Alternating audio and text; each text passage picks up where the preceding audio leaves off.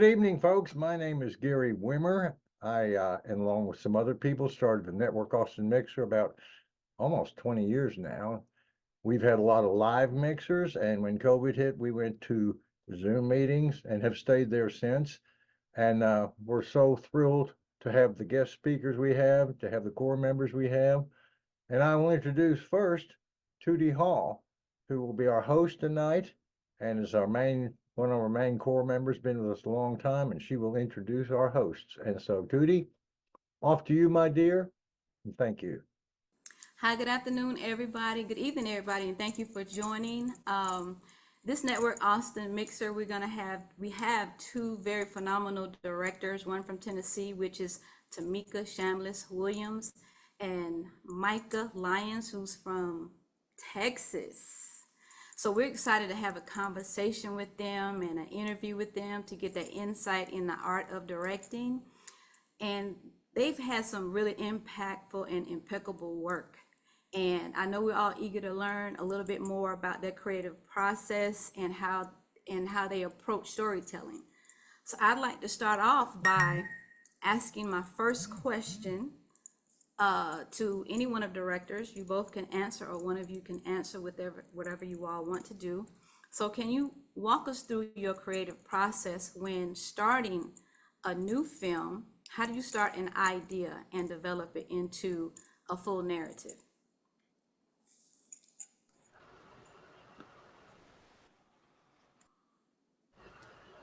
You want me to go, Micah?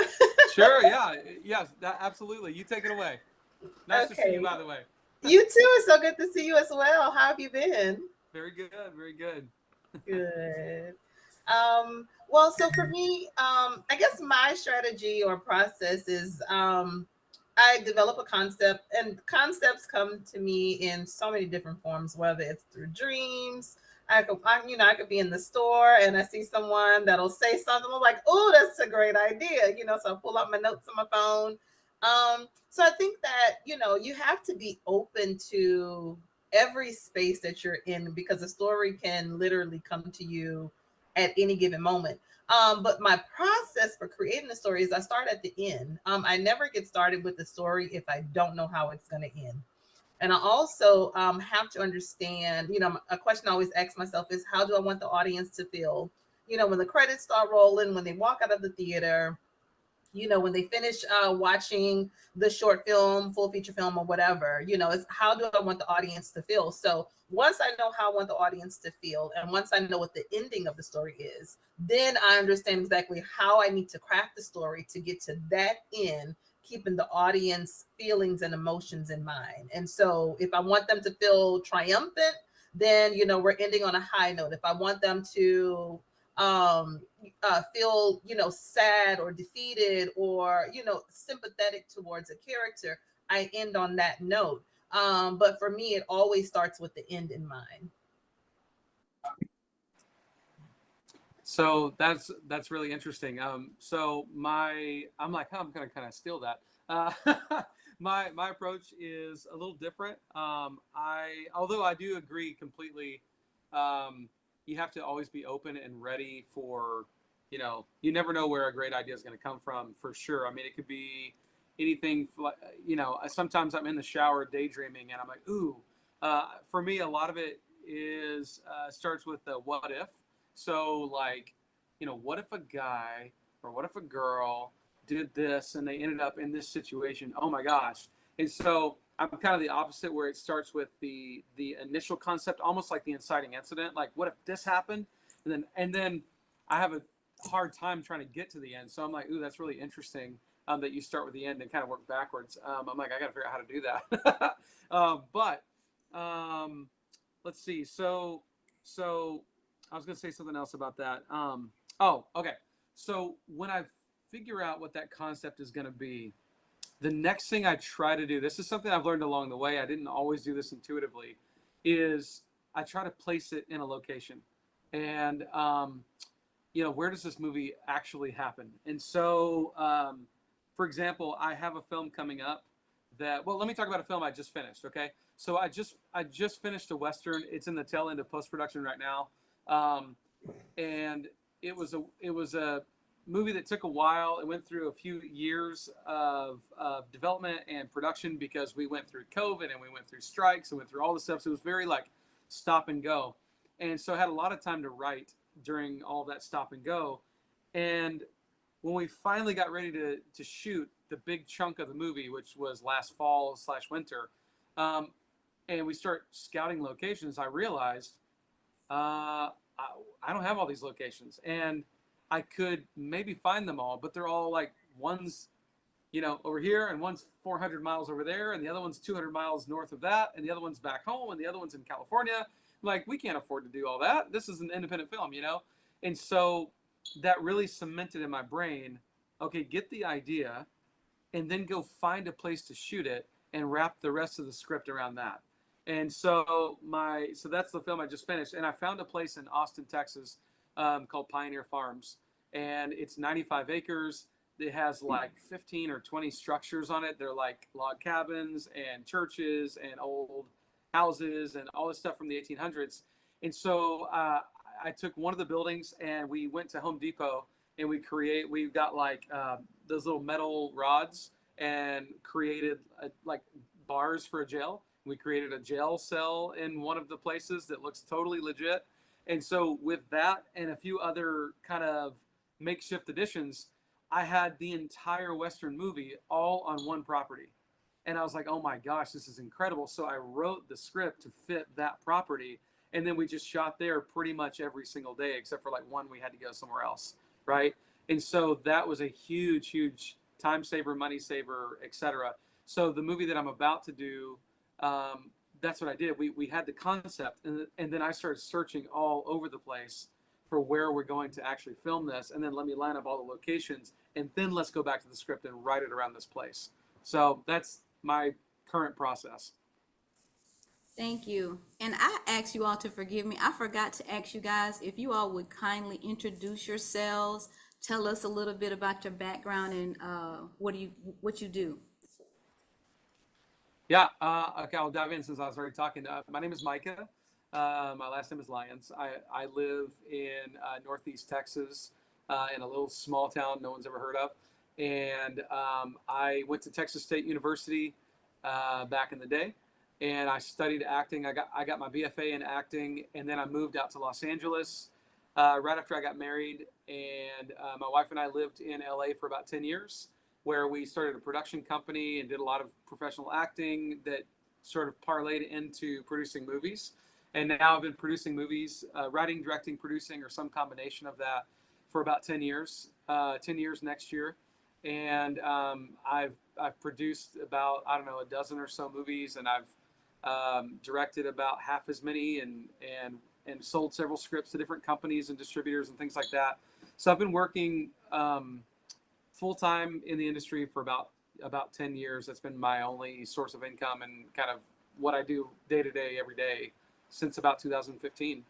So yeah. And then we moved back to Texas in 2019, right before the pandemic hit. So that was for the best. we lucked out getting out of LA right before the pandemic.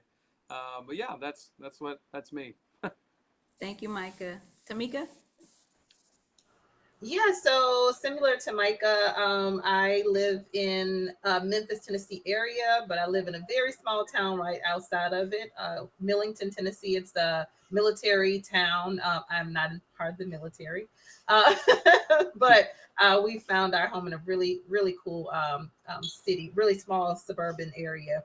But I've been in creativity for a while. I started in theater around 2009, and around 2009, and so it just kind of blossomed into where I am. I love theater. I've always loved theater, and so from there I started studying the playwrights and our directors. I love studying. I love like just kind of sitting under the tutelage of other people, right? And so I literally took like 10, 12 years and just studied what they were doing, how they were doing it. And then 2019, I made the decision to branch out and start in film. and never picked up a camera, didn't even have a camera, didn't know what I was doing and or where I was going with it. And then COVID came in January 2020, kind of, put everybody on in our houses behind locked doors. And so I spent that time. I was going through my breast cancer journey at the time. And I also started writing a lot. And so it was in that moment and during that journey, I realized that I love writing, and so I started writing and writing and writing. And from there, that point, it turned into my first 2 short films and winning multiple film festival awards. I won Cannes Best Director, Cannes Short Best Director, and a ton of other awards. And so I was like, okay, I think I might kind of like being in this space. And then from there, it just really branched into what I'm doing now. And so currently, we are in the process of filming my first television series called Toxic. I also just finished writing the first series called Kingpin, and it's for a couple of I think Clifton Powell is in it. Clifton Powell, Elise Neal, Jamal Woodard, if you're familiar with the Notorious Big movie, the guy who played Notorious Big, he's also in it. So I just finished writing that series, and they're in the process of casting now. And so yeah, this is I love it, and this is what I do all day. This is my full-time job. This is how I take care of my kids, and me and my husband, we do this together. We are a one-stop shop spot, and so yeah, that's what I do. Thank you so much. Okay, so my next question to both of you is, what are some of the most significant challenges that you faced in bringing a script to life on screen or on stage, and how did you overcome it? Money. I think finances is always going to be, that key thing when you're in the independent spaces and you don't really have the support of large movie houses, production houses. Finances will always come into play.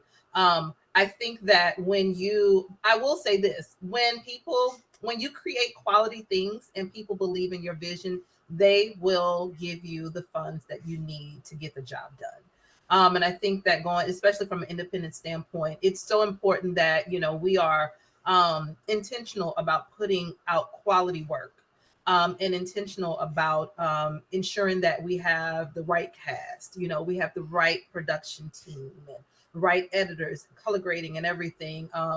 Because when people feel that you aren't taking your craft serious, they're not going to take it serious. And when they don't take it serious, they aren't willing to invest their hard-earned money into what you're doing. And so to me, I think that that's probably the biggest, if not the number one. Michael, let me know what you think.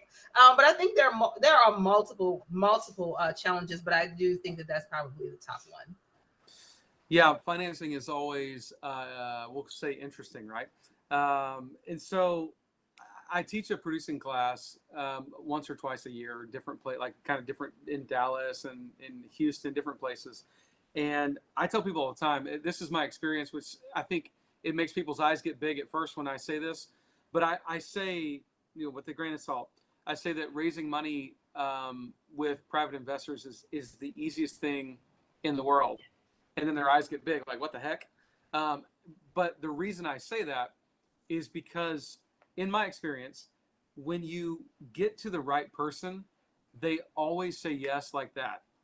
The problem is you go to 300 before them who in the best case scenario, slam the door in your face and say no.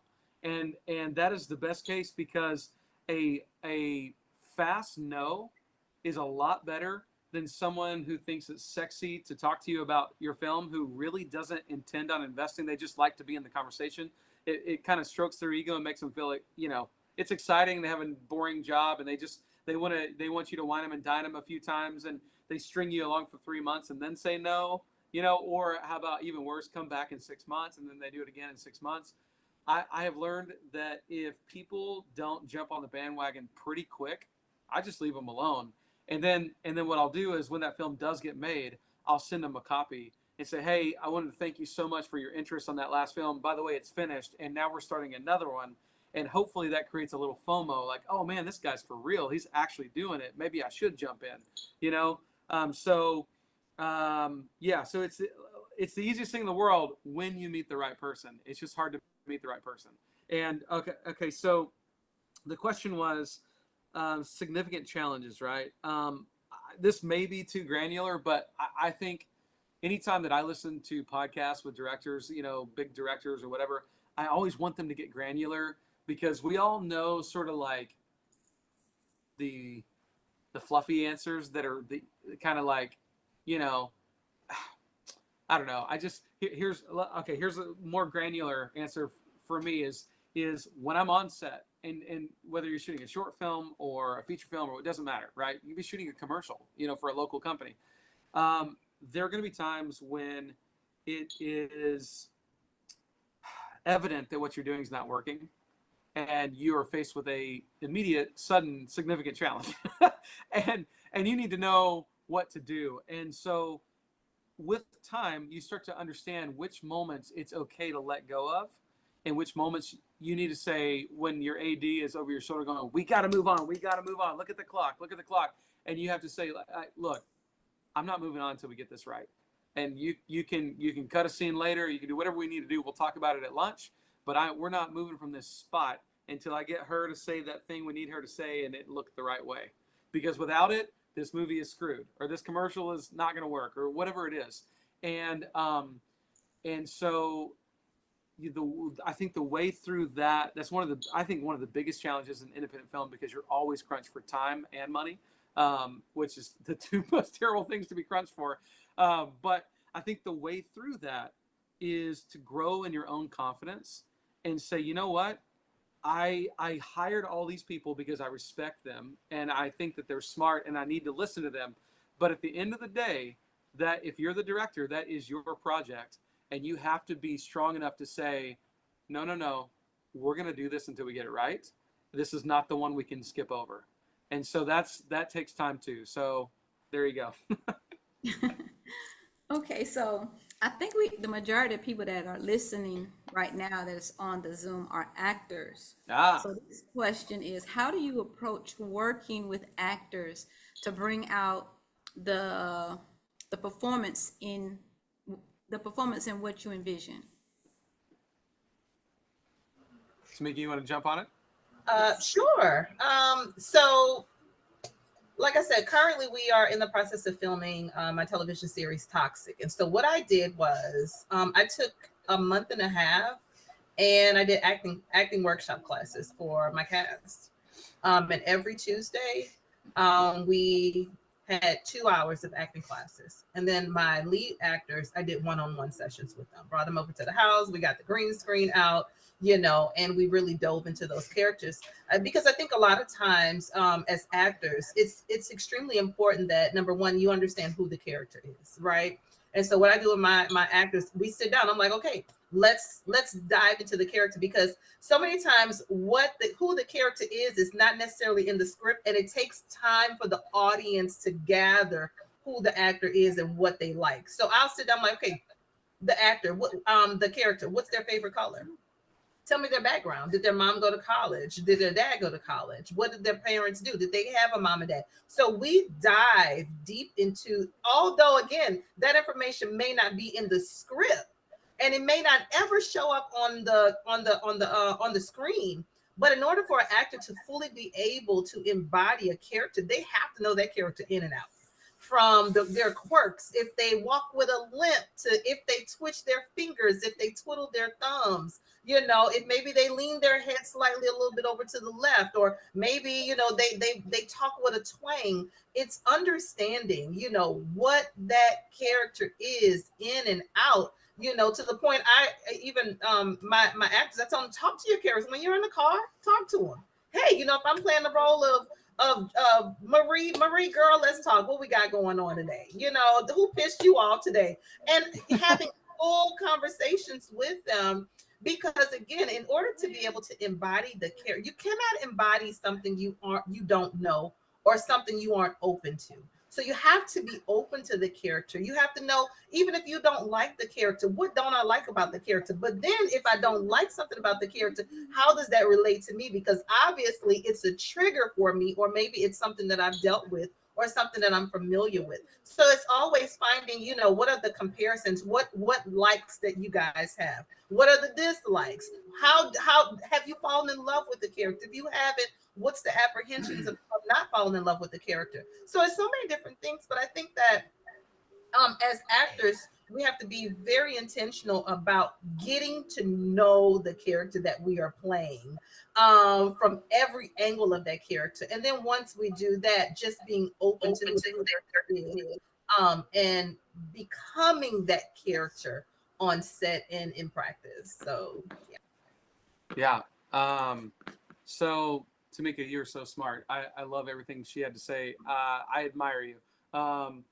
So casting is everything. Um, I mean, any director who's been doing it for any amount of time understands what it means to have an incredible actor on set where it just works. And then they know what it's like to work with an actor who is just not grasping the character, or they don't have the skill set necessary to play that character. And when I was younger in my career, starting out, I came from the acting world, and so I didn't really know much about the technical world yet. And so the first time I sat down in an editing bay and started watching an editor work on the actors' performances, it was like magic to me. I was like, wow, you can manipulate so much. You're the puppet master. You can pull all the strings, and you can take something she said and take 5 over here before we even called action and move it up here, and it create this. This is magic. And so then I got this false notion that acting didn't really matter so much. It was really all about the editing, how you could cut the people together. So then I made this movie, which will remain nameless, where casting, I didn't really care. I'm going to cast, whoever looks good or whatever, you know what I mean?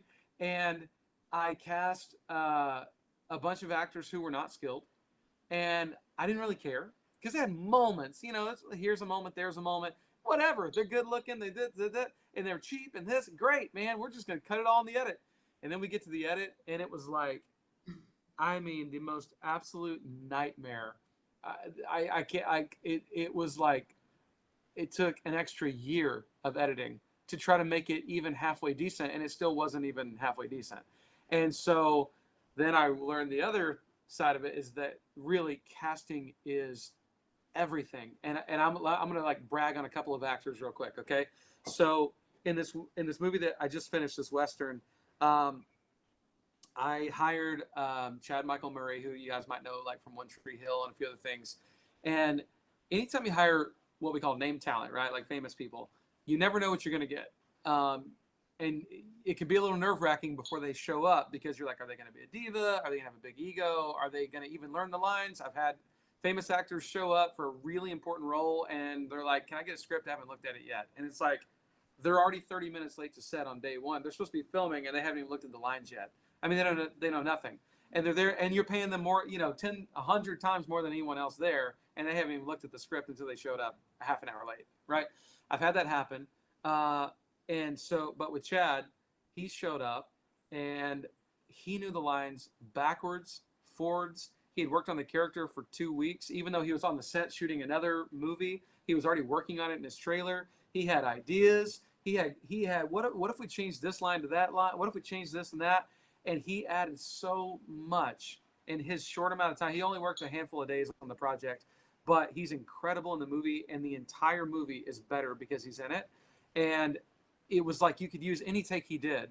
It would have been like if we took 3 takes of every scene he was in of his coverage, you could have used any of them, and it would have been great. And that's the difference between someone who's prepared and really knows who the character is because they put in that work, like Tymika's talking about, and someone who just kind of shows up and is like, oh, you want cowboy? Okay, let me put on a Texas accent and wear my hat crooked, and and it's like there's no consistency. And if you have a role that is, this is so important, guys. I hope, man, if you're taking notes, if you write anything down, write this down. Consistency of character is huge. And because if you show up on, if you have a large supporting role and you're in, like, let's say, 15 scenes throughout the movie from the beginning to end, and you show up on day one and you're really excited because here we go, we're shooting that scene in the middle of the movie first, it's a shootout or whatever, you're really excited, and so that excitement comes through in your performance, right? Maybe that works, maybe it doesn't in that moment for the movie, but you have now officially, like, this is the character. You have now put the character in the film, and that's who they are, right? Like it or hate it, okay? Then day two, you get in a fight with your spouse on the phone right before you show up, and you're in a bad mood. And now we're shooting a scene like earlier in the movie or later in the movie, and you bring that to the set, and now you're different. And then the next day it's like you're in a medium mood, and then you're happy again because we had a great lunch on the fourth day or whatever. You are not, every time you appear on screen again throughout the film, it's like a different person shows up, and it does not work. And it's very subtle because you look the same, like you're the same human, but you don't behave consistently as the character throughout the film, much less within the arc of that character throughout the film. But I even forget the arc, even just consistently as the person you're supposed to be in the movie, right? And so the audience can't always put their finger on what's wrong. They just don't think you're very good. And that is a huge problem that I see quite often in independent films, is just a lack of consistency of character and knowing where you are in the story. So there you go. I forgot what the question was, but take that home with you. Gotcha. Okay, so I don't know if we have any cinematographers or editors in the group, but this is a question geared toward them. How do you integrate the work of your cinematographer, editor, and other key collaborators to ensure the final project aligns with your vision? All right, you may jump in, Tymika? Yes. Okay. All right. So I have a lot of thoughts on this. I'll try to keep it brief. All right. So since we're mostly actors, but it's a marriage, and we are all collaborators, and you would be a fool to think that you have all the right answers and that the way that you see every little thing is the right way. But you still are driving the ship as a director. And, let me just take it to actors for just a second. It's a marriage with the actors too, especially your leads. And anytime I have, a scene that's coming up with one of my leads, I always, they'll step on set and say, okay, so we're in this room today. Like, what are we doing? And I say, well, you guys do the scene. Let me watch. And they're like, well, what's the blocking? I say, well, I don't know. You tell me. Let's see the scene play out. Let me see how you guys want to run it. And then they'll play. And while they're playing, I'll be over with the DP in the corner watching them. And I'll say, okay, what if we shoot them? Okay, see how she walks past the window? What if we come over here? And he'll tell me why or why that doesn't work with lighting and, whatever.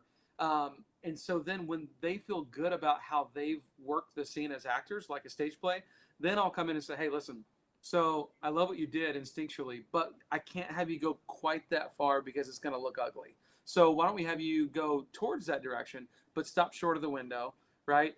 And so that's how I work with actors. That's that sort of relationship. So I'm giving them a lot of leeway to feel comfortable and flexible and kind of like in control of their performance, but still I'm overseeing it, making sure that it's going to work for camera, right? So now with the DP, they're going to come to me with questions, thoughts, ideas, and if I've done my job correctly, I've hired someone who is full of ideas, but also subservient to a certain degree, to where they will say, "Oh, what if we try this?" And if that I know that's not right, I can just say, "It's a good thought, but we're going to stick to this." And they don't argue with me; they just go, "All right, your call, boss," and they go and they do that thing. Knowing that there's going to be plenty of times where I'm like, dude, that's way better than what I was thinking. Absolutely. Let's go. And I think it's very similar with the editor as well. It's the same thing. When I pass everything off to the editor, I say, look, man, or whoever is, man, woman, whatever. I say, take your time. I'm going to give you X amount of weeks. I don't even want to talk. You go cut the movie however you want, and then I'll come in, and there's going to be things that you're going to do so much better than I ever would have. But there's also going to be things where I'm going to say, look, I get what you're doing, but we got to go back and do this or that because of X, Y, Z. So that's pretty much my process there. Yeah, Micah is absolutely correct. It is a marriage. There is, there is, it's team. It's the teamwork. Like you can't have a film without an editor, right? You can't have a film without someone that's going to do your color grading. You can't have a film without someone that's going to manage the audio, that's going to manage the sound design, that's going to manage the soundtrack. It's so many different elements that go into creating a film. And so without one or the other, I mean, it's a tragedy, and so I think that when you're going into this, it is extremely important, that you develop a teamwork environment where, hey, I don't know anything about color grading, so don't ask me, right? But I know what it does. I know, okay, well, no, if you edit it here, it's not flowing properly, it's not going to cause the story to move forward. So it's one of those things where everyone has to have some type of hand in it. One person doing it all, I wouldn't recommend it. Not at all, but it's good. There's a quote that says, and I know I'm gonna butcher this quote, but it's something about two heads are better than one or something like that. Two pair of eyes are better than one or whatever. But it's always a good thing to have multiple people that are a part of the project, because 9 times out of 10, someone is going to miss something. And if you have team members that are part of it, what I miss, Micah will pick up. What Micah missed, I will pick up, or Tootie will pick up, or Gary will pick up. So it's very important that you develop a teamwork environment and atmosphere so that, number one, everyone feels comfortable with sharing their thoughts, right? No one wants to be a part of a team where every time they give their opinions, someone is dragging them out the door, right? So again, once you are able and start developing a team environment, it's literally like clockwork. I mean, it's literally like clockwork, and the marriage works. So yeah, I agree with. Yeah. So I tell people all the time, I have this saying, and I usually tell my main collaborators, like my DP and my editor, I tell them when we first start working together, that I am strongly opinionated, yet easily swayed. I say, so don't like, there's no bad idea. Like even a bad idea actually leads to a better idea. So throw everything out, get every idea out. And the only caveat to this, again, since we're talking to mostly actors, is when you're on set. Because obviously, if I'm sitting in an editing bay with my editor, we have hours and hours and days to work together. So like we're throwing spaghetti at the wall, and it doesn't really matter that the clock is ticking that much. However, if we are on a shoot, we're on location, we're filming, and I've got a crew of 50 people, and I got horses, and I got this and that. Time is money, and we're burning through it like way faster always than we want to be. So that's where, if I'm, let's say, shooting a scene with my 2 lead actors, right? They may be in my ear in between the takes saying like, hey, could we try whatever? And I'm like, yeah, let's do it. But then like, if, an actor who's not even like working that day is then standing by the monitor and like, hey, I have an idea. Probably not the best time. Probably not the best. That's one of those where if you're hanging out that day, or like maybe you're there that day, but for a later scene, that's one of those where it's kind of like, probably not the best time. Bring it up at lunch, or bring it up after wrap, or something like that. Also, I will tell you, speaking of after wrap, the last thing here is, if you can help it, try not to hit a director up after wrap or right before you start filming.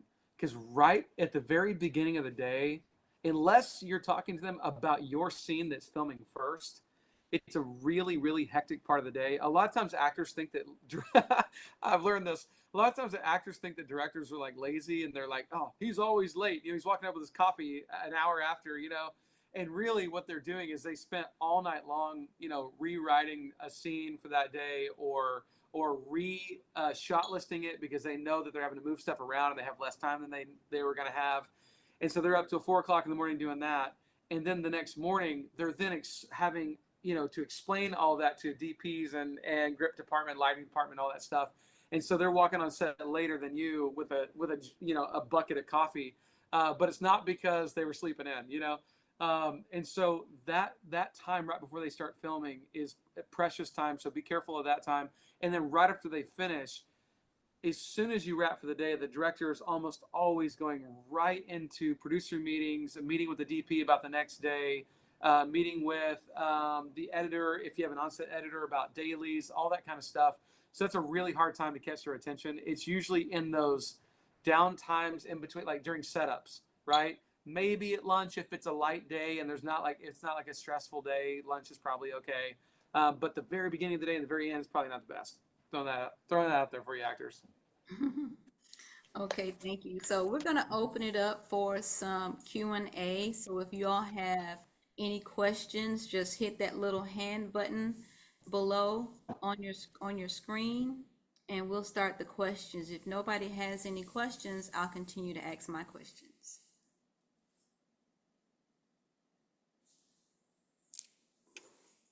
Debbie, can you unmute yourself and you can ask your question? Yes, I can. Thank you so much, Tootie. Hi, everyone. My name is Debbie Ray. I am based out of Dallas. And actually, I'm just going to read exactly what I put in the chat. I wasn't sure exactly how we were going to do this. So I say that I'm an actor who also have aspirations and plans to produce and direct. So the discussion of both sides of the business, the actor side, the producer side, is fantastic. I love the earlier discussions about how each of you shared your formulas for creating a full story. Can you both talk about creating your production teams when you first started this journey in producing and telling stories? What did that look like in putting together your production teams? And maybe even now, where you are, very experienced and many years later, what does that look like now? So my first production team was me. Me and a good friend of mine, and that was it. Our budget for my first short film was $800. That's all I had, and if anything else came up, we just wasn't gonna do it. Now that I kind of have some years under my belt.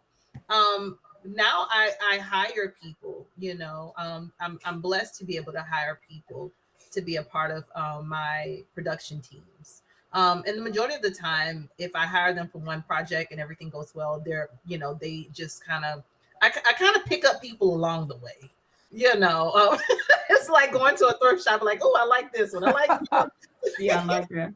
you're picking people up along the way, people that who see the vision, people who you can trust. Because I've been on set and I've hired people to come in and they're behind the scenes recruiting for their own projects, and then they got fired. So there are so many different ways to go about developing your own team, but I always suggest starting at home, and start with people that start with people that, even if they don't have full experience in it, they at least know how to hold the camera, or they at least know how to hold a microphone. I would definitely recommend that you have. Look at Keytrick. I was just talking about you, Keytrick. That's my friend. When I told y'all my first project, that one person, that's Keytrick. It was me and Keytrick, and we've been rocking out ever since. But I highly recommend that you have someone on set that knows something about the industry, right? Or a mentor that you can go to. Micah, Keytrick was that person for me. I was like, Keytrick, I think I want to do this. He was like, well, Mika, let me tell you how we're going to do it, and he walked me through that, that process. And, I knew I could trust his word. I knew that I could trust his opinion, and he wasn't the type person. And something else, you want to make sure you don't have yes men on your team. You want to have people that's going to tell you no. that's going to tell you, no, that's up, and you probably want to try again. You know, someone to tell you, yeah, no, that was terrible. You know, you didn't write that right. You didn't direct. You need someone that can hold you accountable, because at the end of the day, you know, we're putting out projects and people are going to use their money to come and see it. And you don't want them walking away regretting spending their hard-earned money to come and see a project that you put together. You know, so I would definitely suggest starting at home. Number two, find you a mentor that can walk you through it. Don't look for a mentor that can do it for free, because most mentors will probably charge. So make sure that you have something in your pocket that you can at least offer them for their time and their time and their energy. And number three, just get started. And even if you have to be your own team, get started. Well, yeah, that's what I'm, that's where it is right now. And it's okay. I promise it's okay. You know, as I said earlier, when you are intentional about creating quality projects and people see your intention and they see your drive, people are more open to joining your team, seeing what you need. I had a lady that reached out to me. I was on live and I was, you know, on live just talking about the project, and she inboxed me. She was like, hey, she was like, I want to donate to your project. And she cashed at me, you know, a nice little piece of change. And I was like, girl, thank you. You know, and I didn't even know the lady, had never met her, but she saw what we were doing. And I had a couple of people to do that. So, you know, just be intentional about putting out quality work. And if the team is you, do your very best, because if you put out your very best, the very best will come back to you. Yeah, thanks so much. Thanks so much, Tymika. Yeah, that's great, And Tymika. yeah, Mike, I was going to say, I'd like to hear your take on it as well. Yeah. So the question is, give me that, restate that question for me. So real quick. the last part of it, which is the main part of the question, for both of you to talk about how you created your production teams early on when you first started, especially for those that are just starting, and then fast forward now, since you have so many years, you know, experience, how different is it now? So when you first started, when you were trying to put together a production team, what did that look like for you? How did you do it? And Yeah. yeah. Okay. Yeah. I think it comes down to, it goes back to the marriage thing. And I think that for a pretty long runway of your career, from starting out to like I'll give you an example. Like, I've been at it for 10 years. I'm still at this point. It's about finding one, for me, it's about finding one other person that you are, in a business sense, married to, that is loyal, that you trust, that you would trust with your children, that you would trust with your own bank account, that you would trust with your car, your house, your whatever.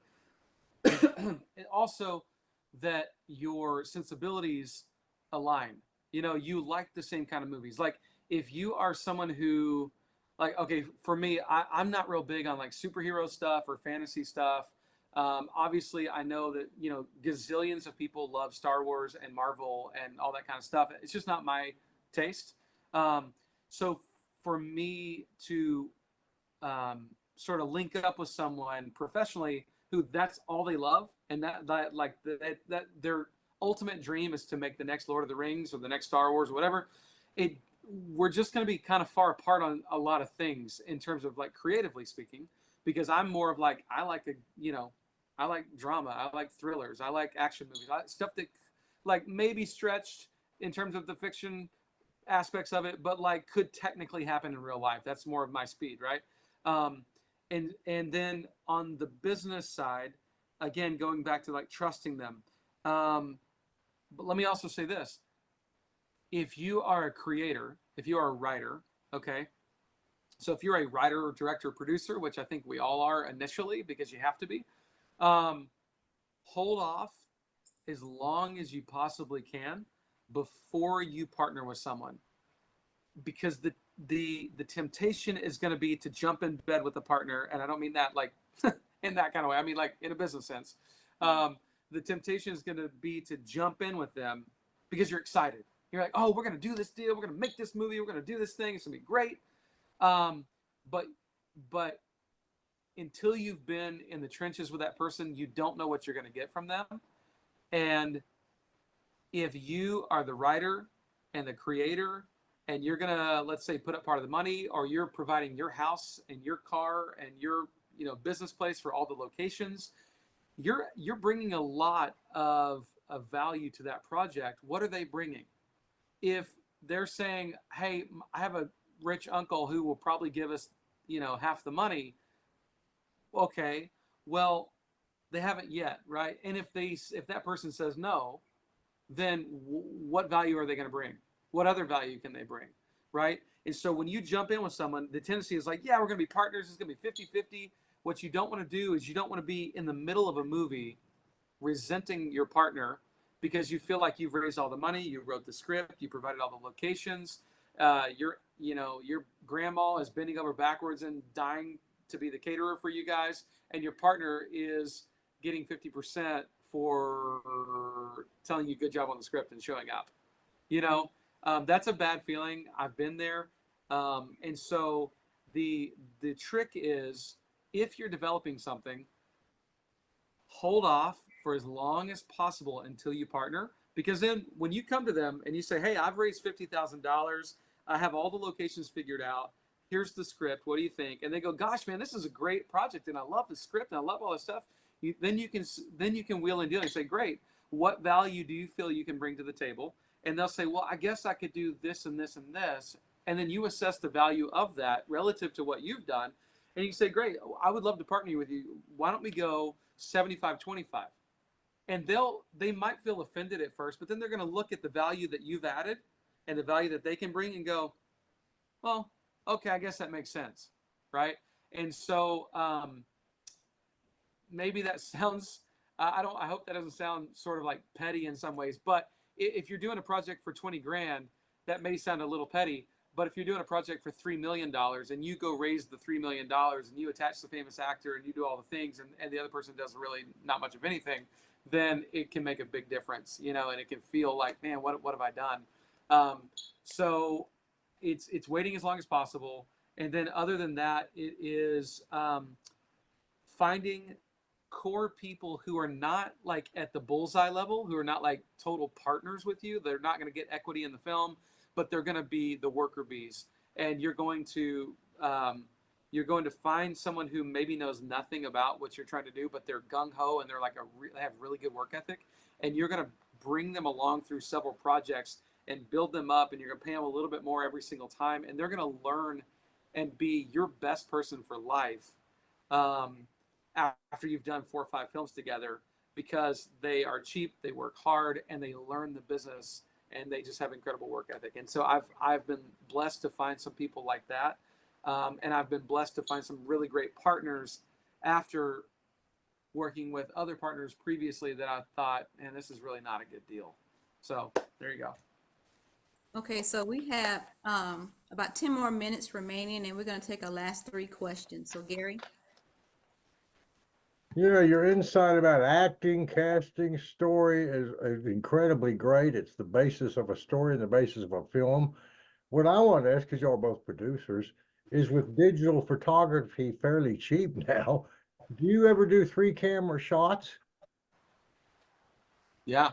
I rolled on my last movie, not the whole time, but in action scenes, and in one, in fact, when we shot, I shot for a week with Chad Michael Murray, and most of his stuff is this really big, long, sort of Hitchcockian style scene, or scenes that play out in a log cabin at night.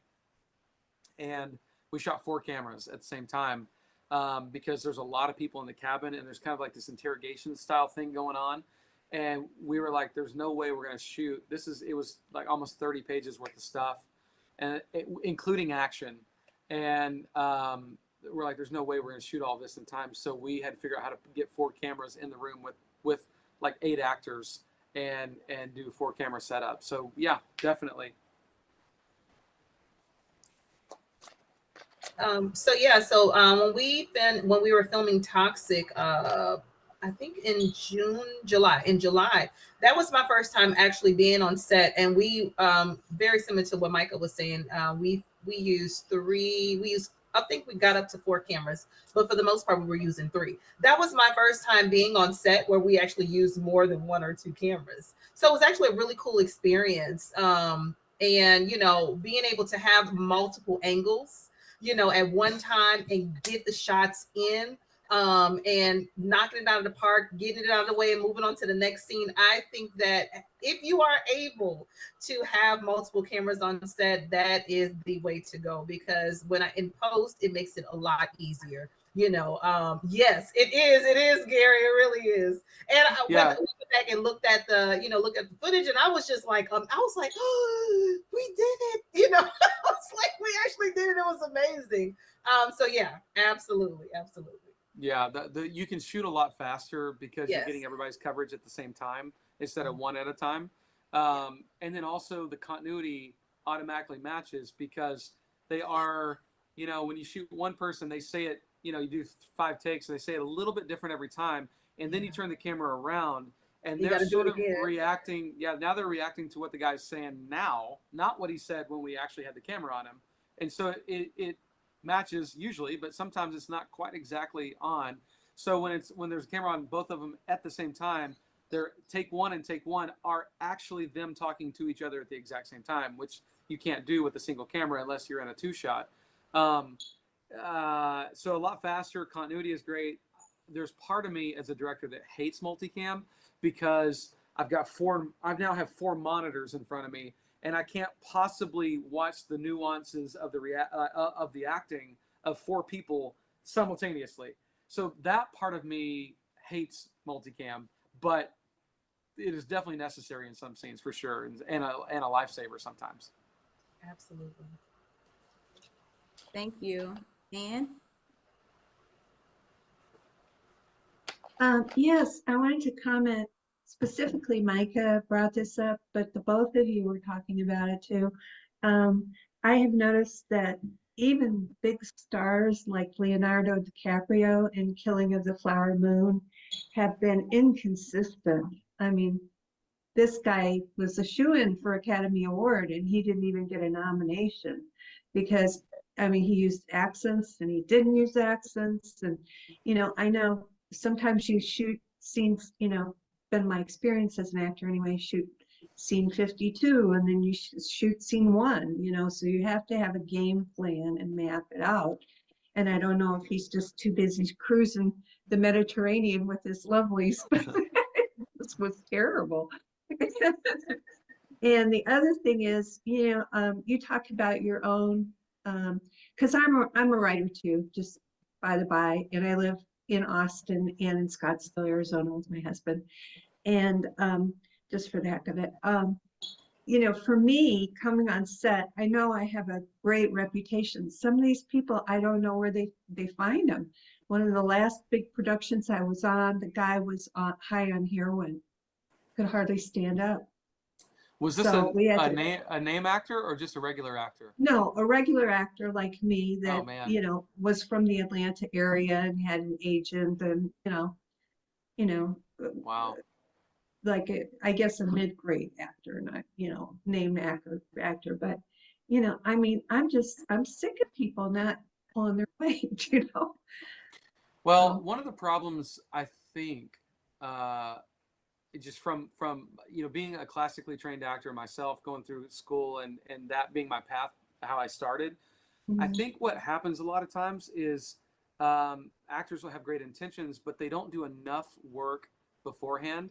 And then what happens is let's say they work 10 days on a movie, they actually find the character on day 4. Problem is it's too late, and that's hard. It's hard, and sometimes I give grace, because a lot of times with an independent film there are not rehearsals. There's not much time to talk with the director, if any, before you show up to film. And sometimes you're cast last minute. I had a guy a guy had to drop out of a movie recently because of some kind of emergency, a health thing happened, and I hired another actor. We were filming in Texas. I hired an actor from Detroit the day before he started filming. He flew in, landed at like 1 o'clock in the morning, and was on set at 6 a.m. and had a monologue that morning to do. You know what I mean? And like he didn't even know the film existed until like 8 p.m. the night before, and 6 a.m. the next morning he was doing a monologue. And it's like it's not always. I mean, it can be very tough.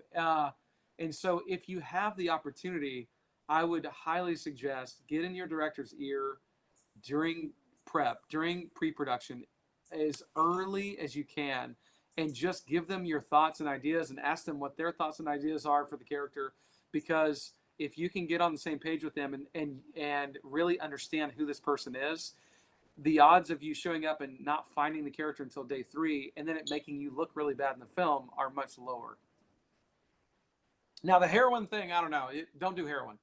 Well, I have to say that people generally ask me back to productions, and I've got a really good reputation.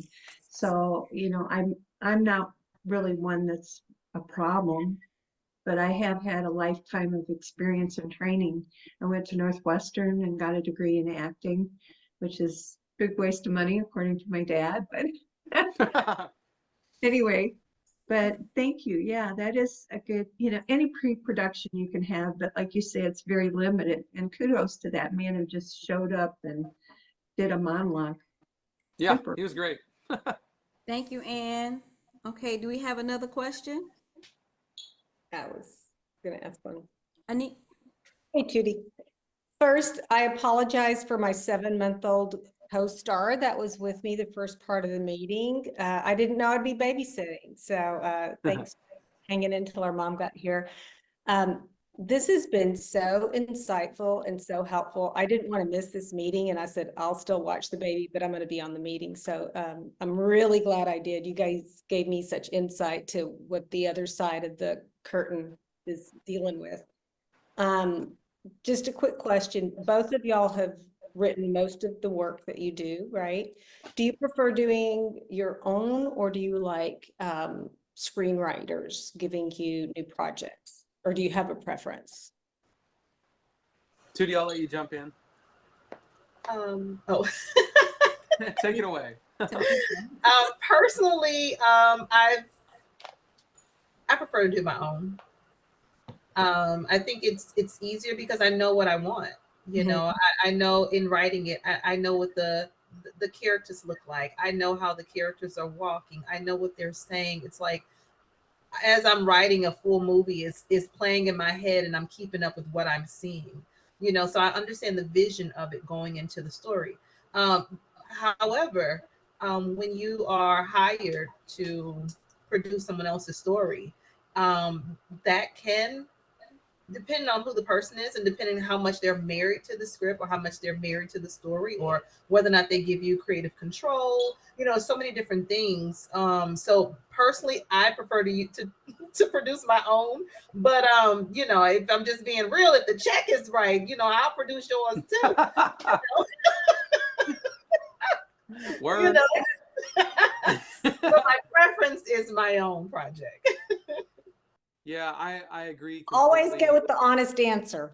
Yeah, I agree completely. And I will say that I've had people reach out to me with money attached to an idea, and I've had, you know, or attached to a script.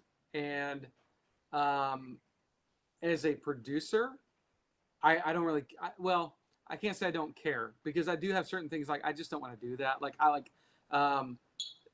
no offense to anyone who does like horror films. I just don't like them. It's not my thing. I hate being scared, and I don't want to make something to scare people. I just don't like it. I know obviously millions of people love it. It's just not my thing. So like I don't do scary movies. So if someone comes to me, they're like, hey, I'll give you $1 million to do this scary movie, I'll just say, no, thanks. It's just not for me. So there's certain things, certain boxes I do have to check. But as a producer, I'm going to be much more lenient, because that's all I'm connecting dots and making this thing happen. And like carrying it from cradle to grave, you know, like carrying it through, making sure that it gets made, that it's of high quality or as high quality as it can be for the budget, and then making sure it gets sold to the right distributor and blah, blah, blah, right? It's more of a business thing. If I'm directing, it's hard for me not to want to write it, because the more you direct, the more you start to learn what your voice is as a director, and that's so connected to what's on the page. And so if you are directing something that someone else wrote, something about it, unless they're just a lot like you, something about it just doesn't feel quite right.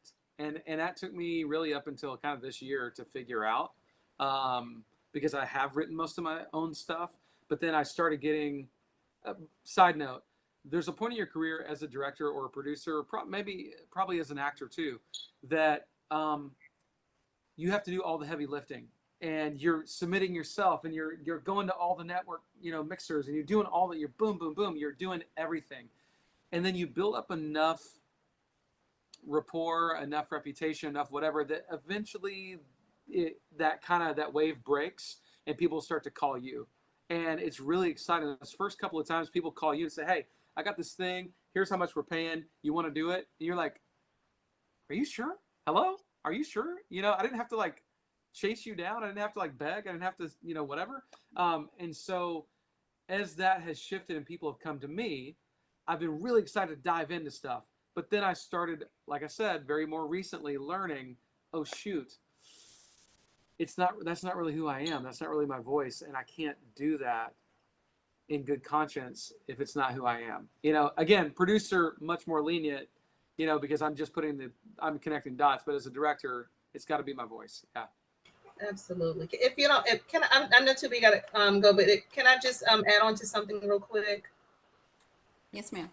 Okay. Absolutely. Micah is correct. Last year, I was hired to direct and produce someone's film, and it was challenging, if I'm being completely honest. It was challenging because and like Micah, I have a very specific way that I write, and no matter what story I write, it has me in it.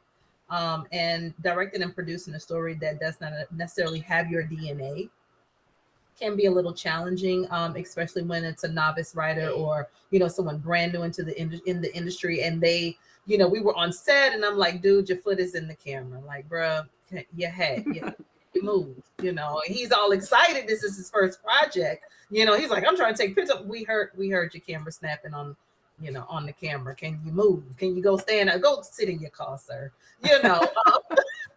Because this, and so I had to, kind of, it was like, when people give you their baby, it's difficult for them to release it. It's difficult for them to take their hands off of it. But when they're hiring you to do a job, it's very important that you express to them and you explain to them, hey, this is my job. One of two things is going to happen. Either you're going to allow me to do my job that you're hiring me for, or I can step away and allow you to do it yourself.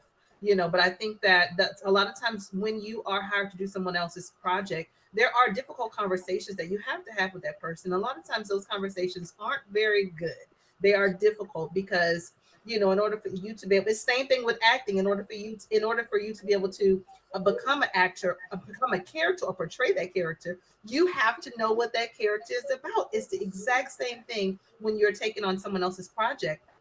You have to be able to understand and see what the vision is. And you all have to be able to sit down together and understand, okay, listen, as a director, I probably wouldn't put the light here. I probably wouldn't set the sunlight is coming through. We may want to close it. We may want different angles, and they may not understand it, but you have to be able to have those types of questions. And if you're working with someone who's just adamant about not releasing their baby, then you probably want to step away from that project. Yeah, that's the worst. And also that awkward conversation that she's talking about is much easier 2 months before than it is in the middle of production. Oh boy. So don't try to avoid the awkwardness of the conversation. Hope that it'll be okay. I promise you it will not be okay. It will just exacerbate the issue and explode on set in front of God and everybody. So don't wait. Don't wait. Do it now. Do it today, So Debbie, and Gary, Anik, thank you for your questions. And I would like to close out by saying thank you, Tymika. Thank you, Micah, for agreeing to come on. And I would like for you all to close out by offering any words of wisdom from director to actor to the group. And Gary, you can take over afterwards. Tymika? I'll dive in. Okay, so last little words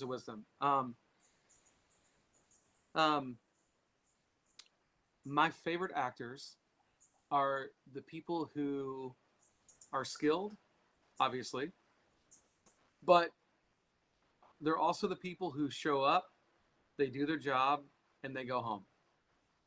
And they are not clingy. They're not, they don't have ego. They're not self-promoting all the time.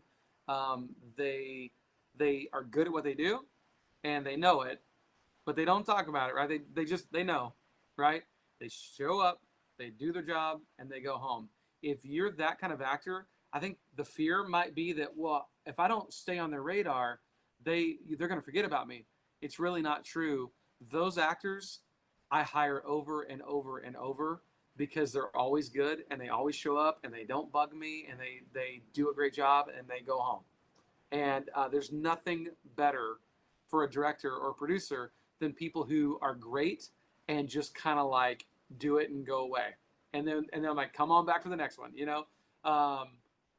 Yeah, I mean, I'll leave it at that. That's so, it sounds almost stupid to say, but that is a huge thing. If I can add one more tiny thing, it's just forget how you look, right? Like look your best, whatever, right? But forget how you look, because you're either going to look the part or you're not. And what I would focus on is doing whatever you have to do to be the best actor you possibly can. If you can be 10 out of 10, you're the best actor in the room every single time you show up somewhere, everyone will be talking about you behind the scenes. All the directors in town, all the producers, they will be talking about you. And if you add to that you're the type of actor who shows up, does their job, and goes home, oh my gosh, you will be the underground favorite of every director and producer in wherever you live.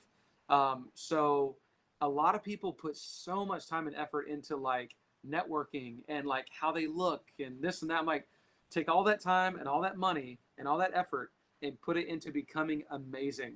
And then when I'm casting a role that calls for, you know, a truck driver, if you happen to look like a truck driver and you blow everybody away, you're getting the part. Now, if I'm casting something else that's not a truck driver and you look like a truck driver, it doesn't matter how good you are. You're just not going to get that role because you don't look the role, right? But that's my advice. My advice would be to just never stop learning. You know, as an actor, go to acting classes. If there are master classes, writing master, if you're looking to get into the industry, when you're on set, ask, hey, do you mind if I volunteer? Are you looking for a PA? You know, are you looking for runners? Are you looking for, you know, script supervisors? Right. Learn the industry.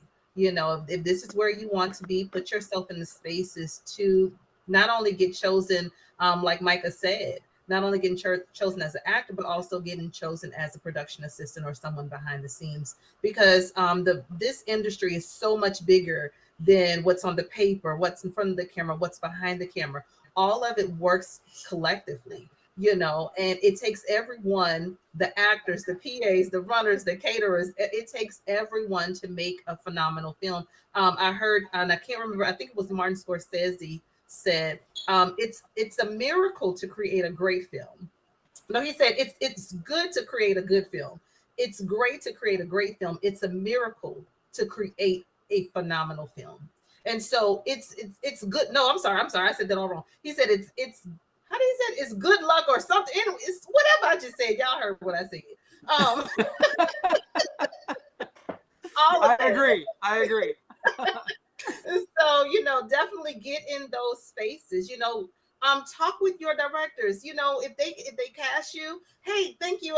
Send them an email. Hey, I know you're extremely busy. Thank you so much for casting me for the role. I'm also open, you know, if you need any volunteers on stage, you need someone to help with makeup, whatever it is, make yourself accessible and make yourself available so that when you are in these spaces, you can stay in these spaces. Oh, I got one more thing. Okay, so my wife is an actress. Oh, that's her right there. There. Okay, so I learned this from her.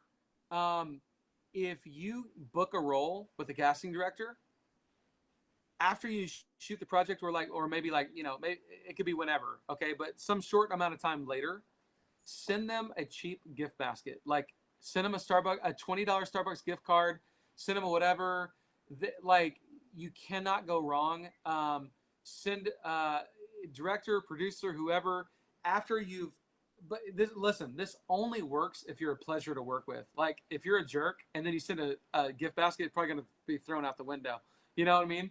But be great to work with, do your job, go home, and then send a little follow up. And people love that. Like I learned this from her, and she did this, and I was like, who cares about a $10 Starbucks gift card? Sure enough, the same cast director calls her back 2 weeks later. It's like, hey, I got this thing. I'm holding it for you. I'm not even going to audition. It's yours if you want it. Are you available? And she's like, let's go, you know? So don't underestimate just being kind. Thank you both so much. Hope you come back for future Network Austin Mixers. Yeah, Gary? thank you, Tootie. No, I was just saying thank you all. Thank you for the space. Thank you, Tymika. Thank you, Micah. And thank you, Tootie, for being a great host, having questions ready.